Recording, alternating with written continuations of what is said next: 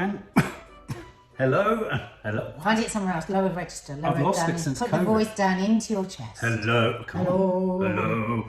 Hi and welcome to House of the Dragon, episode 10, end of the series. It's our house and we're discussing the House of the Dragon. What? Sounds like our house is the House of the Dragon. Welcome to the House of the Dragon. Welcome to Who's the dragon? our You and house, the House of the Dragon, or House of the Dragon, episode 10.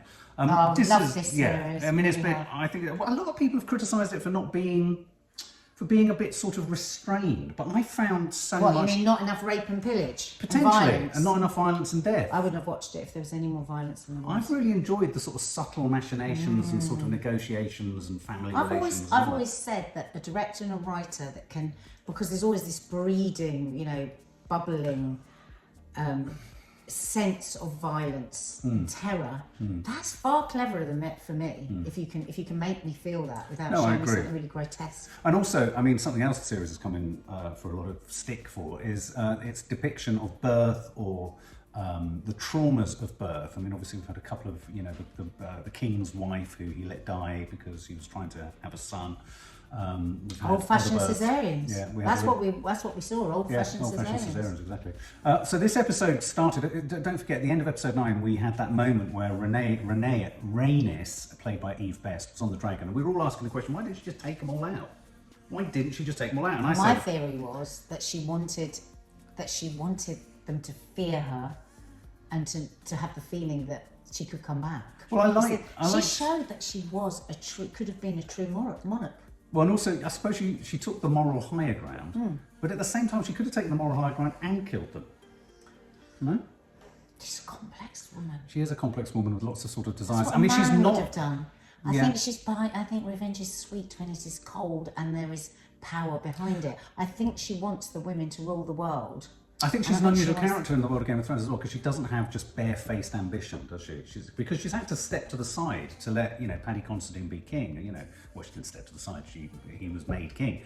So yeah, she's a curious character, Eve Best, and I think she's going to take centre stage in the next series. Her husband's ambition. Yeah, that's true. That's true. Anyway, well, she comes, she lands, she tells Daemon and Rhaenyra that essentially her father, the king, has died, which triggers. I thought Rhaenyra played it beautifully. What, the news? Yeah. Yeah, she really did. It was deep and painful for her, and also for Daemon. Well, and also it was a double whammy, because of course she's lost her dad, which is tragic, and in a sense he was her sole protector, and he was an absolutely blind protector. He saw what he wanted to see. But of course she finds out that Aegon, his son, has been made heir, has been made king. So again, there's a combination of, to what extent is she just grief-stricken, and to what extent is her own ambition being thwarted? Did you feel that her ambition had been thwarted? I'm not entirely sure. Then, of course, we had the most gruesome of scenes, which was her miscarriage, the miscarriage of her and Daemon's Matt Smith's child. How do you find those depictions? Well, it was a stillbirth. That's what I mean. It's a different thing. A stillbirth, she's gone through the whole labour. My God! Now you see. That's as good as labour gets in actual labour, I think. She was just amazing. That performance. I wonder if she has any children. Yeah, she has. That really took me back. It was utterly brilliantly done. But I mean, yes, put a trigger warning at the beginning, but I had no problem with those birth scenes. And what did you think of Daemon in this, Matt Smith? I felt that this kind of... I think we needed a bit more of him. I know what you mean. And I felt that also he'd sort of taken a back I don't really seat for a bit. understand. It was very light on the writing there. It's like... Where has he gone? What is going? He had that really violent moment with her. Well, he was such a torrid kind of festering sort of... Yeah, exactly. And I feel like he's been... I don't know about anyone else. I felt like he was unnecessarily sidelined from the story for so long. One thing I really struggled to believe at all is that he would, in a sense, a little bit like he did in The Crown, where he played, the king consort. Or the queen's... Is it the king's consort? Yeah, queen's consort. He is essentially married to the monarch. And he's taken on a similar sort of role in this, and yet, given his ambitions in the first few episodes, I don't believe that this would sit comfortably with him. I suppose in the next series, but it's going to take a year. Yeah, but let's not forget, there is that moment where he holds, do you remember, he grabs Rhaenyra by the neck. And you really think she's going to die? Oh, again, she's a bloody good actress. What was that about, though? Showing his control, and I thought that was the old Rhaenyra, the old Daemon has come back. He's not a nice man. What it was the rage. Now his brother has died. Yeah. Yes, it's the fury, because I think he felt he was going to be ruling by proxy in a way, wasn't he? Yeah. And so his best chance at power, because probably in there's a plan that he was eventually going to take over. Again, he was thwarted. Yeah. Don't you think? And that's what I he's felt was lost coming his through son. those fingers. Yeah, no, I agree. And No, then but he doesn't care about sons and daughters and wives, and he doesn't. So we had Otto Hightower, Rhys Ifans. He meets them back on the sort of battlements, doesn't he? To kind of say, come on, Lord, don't, give up, just fuck off, don't challenge Aegon's, and of course, let's not forget, the finest detail of all of this is that Aegon, now the king, is Rhys Evans's grandson. Yeah. So all along, his machinations have worked through the form of his daughter, who Yes, he but originally sent off to entertain God the is king. going to suffer, because we saw at the coronation him, the reluctant king, go.